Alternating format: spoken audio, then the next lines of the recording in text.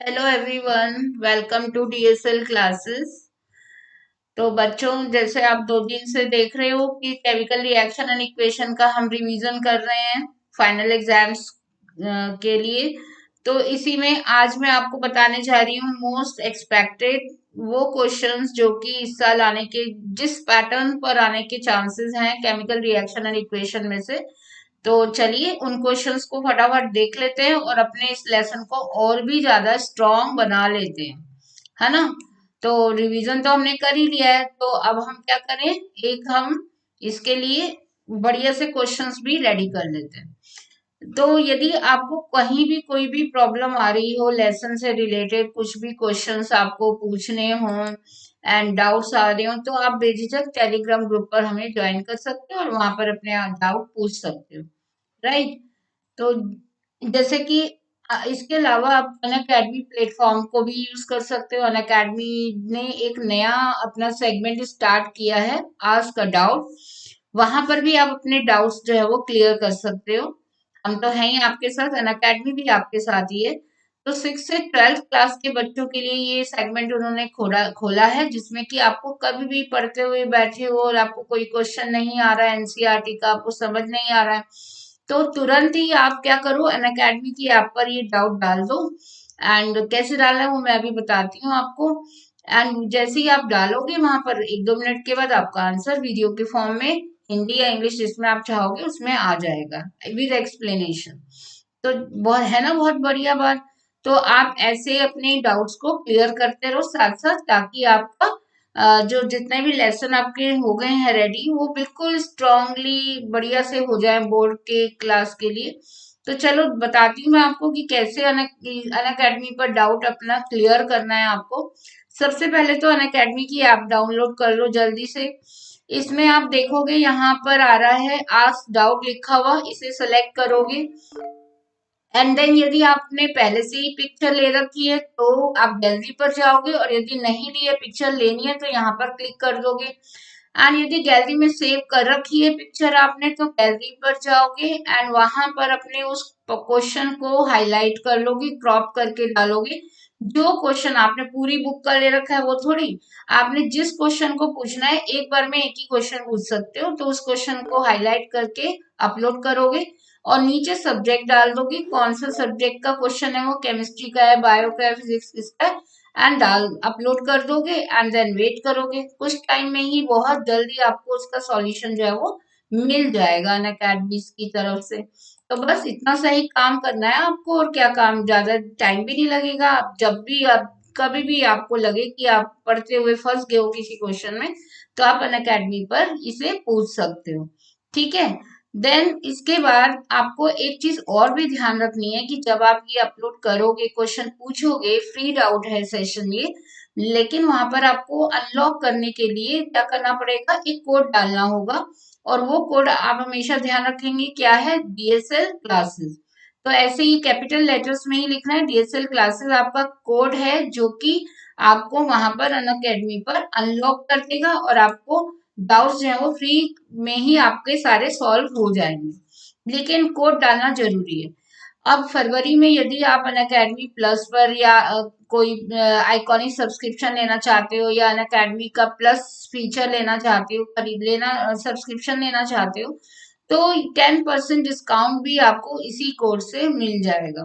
तो DSL classes का code बहुत वैल्यूएबल है, आपको बहुत सारी चीजें दिलाता है, इसे ध्यान रखना है, ठीक है। और जब भी डाउट पूछो कोड डालना बिल्कुल नहीं भूलेंगे।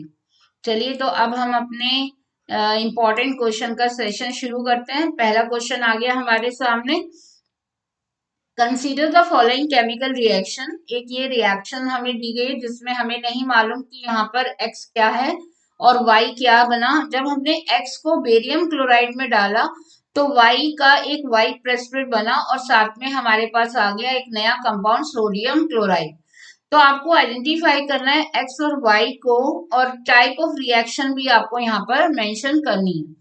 तो मैं आंसर्स भी सारे आपके साथ क्लियर कर रही हूँ, आपको आंसर्स भी दे रही हूँ, साथ साथ जाके आपको यदि क्वेश्चन का आंसर भी चाहिए तो मैं साथ साथ प्रोवाइड कर रही हूँ डिस्कशन के साथ साथ।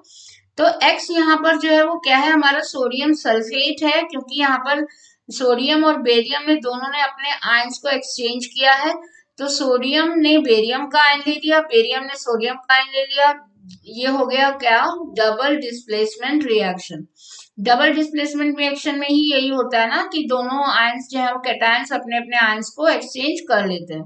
तो X जो है वो हमारा सोडियम सल्फेट है, और जो व्हाइट पीपीटी बना बाद में वो बन गया बेरियम सल्फेट का, क्योंकि वो एक्सचेंज करके सल्फेट में बेरियम कन्वर्ट हो गया।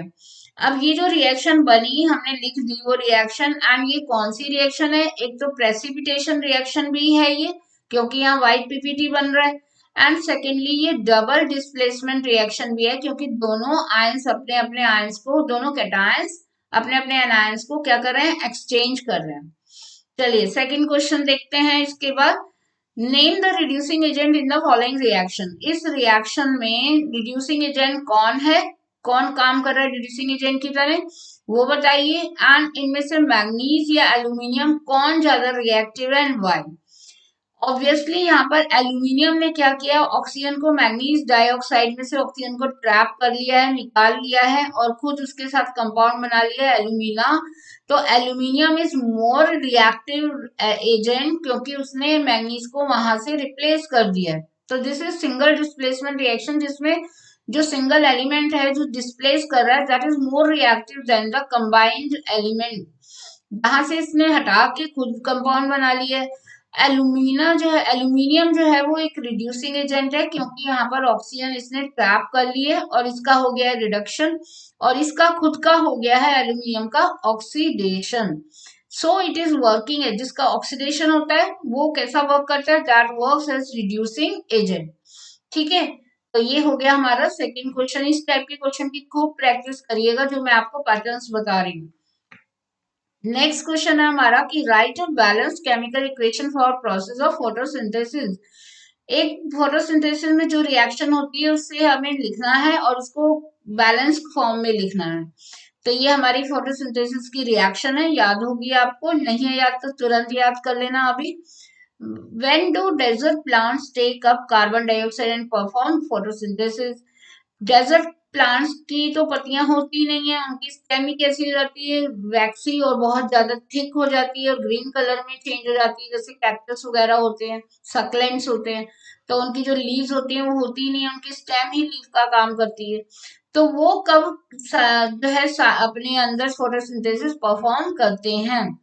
तो वो क्या करते हैं, वो दिन में, तो क्योंकि वो बहुत अपने आप को टाइटली पैक रखते हैं ताकि उनके वेपर्स जो है वो बाहर ना निकले, तो दिन में क्या करते हैं, CO2 वगैरह लेते हैं और उसे स्टोर कर लेते हैं, एंड देन एसिड की फॉर्म में स्टोर कर लेते हैं। और रात में जाके जब रात को उन्होंने सारा ये स्टोरेज कर लिया, रात में वो स्टोर करते हैं CO2 को। रात को सारी CO2 स्टोर करने के बाद अपने अंदर वो एसिड की फॉर्म में से स्टोर कर लेते हैं, एंड देन दिन के टाइम में जब वो लाइट वगैरह उनकी स्टेम पर फॉल होती है, देन वो फोटोसिंथेसिस करते हैं उससे। नेक्स्ट क्वेश्चन पर चलते हैं जल्दी से। In name the type of chemical reactions represented by the following equation. ये जो इक्वेशंस दी गई हैं इनका हमें नाम बताना है कि ये किस टाइप की केमिकल रिएक्शन है। तो आपको मैंने बताया था और आपने याद भी कर लिया होगा कि 4-5 तरह की हमारी मेन रिएक्शंस होती हैं, decomposition, displacement, double displacement, oxidation, reduction and combination reaction. इनमें से हमें छांटना है कि ये किस टाइप की है, तो आई थिंक ये आप कर लेंगे अच्छे से। इन दोनों का कॉम्बिनेशन हो रहा है, एक बड़ा मॉलिक्यूल बन रहा है, इट इज कॉम्बिनेशन। यहाँ दोनों आयंस अपने अपनी जगह को बदल चुके हैं कैटायन से, तो ये हो गया डबल डिस्प्लेसमेंट।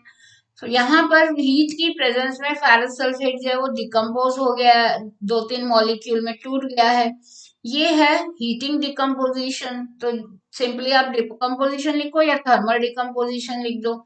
और इन सब की वीडियोस भी, ये जो जितने टाइप की रिएक्शंस यहाँ पर दिखाई दे रही हैं वो हमने इनकी वीडियोस भी प्रैक्टिकल करते हुए, परफॉर्म करते हुए बच्चों ने हमने इसमें डाल दी हैं, अपने चैनल पर डाली हुई हैं।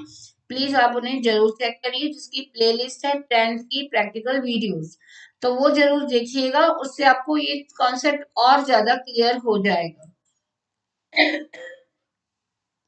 अब केमिकल इक्वेशन, ये सब जो रिएक्शन, ये जो चेंजेस जब होंगे किसी रिएक्शन में, तभी हम कहते हैं कि रिएक्शन हुई, वहां पर केमिकल रिएक्शन हुई है। जैसे कि change in colour, change in temperature, या प्रेसिपिटेट का फॉर्मेशन, जो मैंने कल ब्रीफिंग भी किया था इसका, कि एक केमिकल रिएक्शन तभी होती है जब उसमें ये सब चेंजेस हमें नजर आए।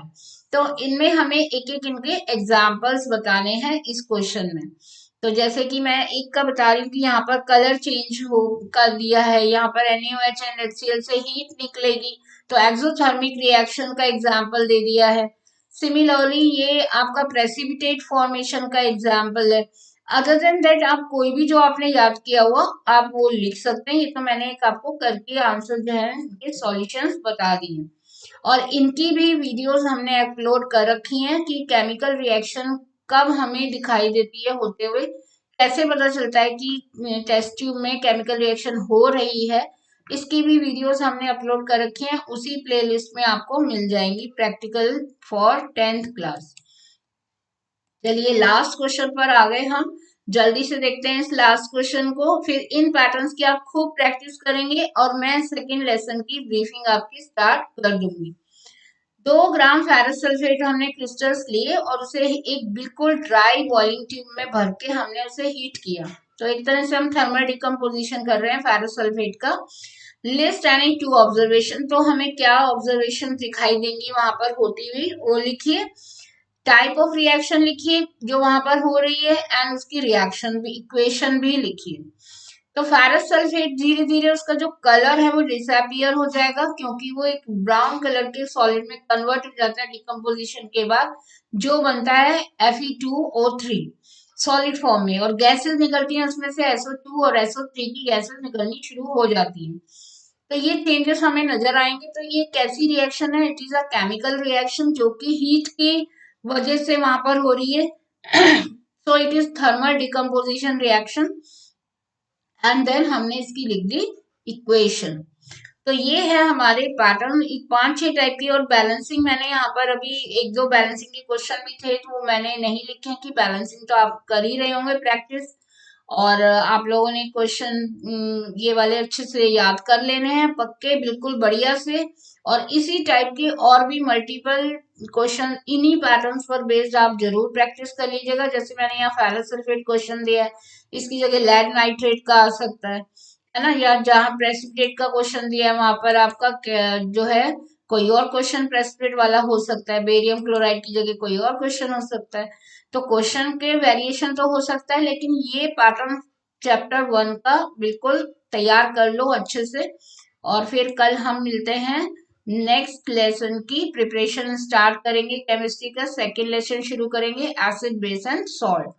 तो वहां की मैं ब्रीफिंग कराऊंगी, एंड देन उसके क्वेश्चंस की भी हम ऐसे ही प्रैक्टिस करेंगे।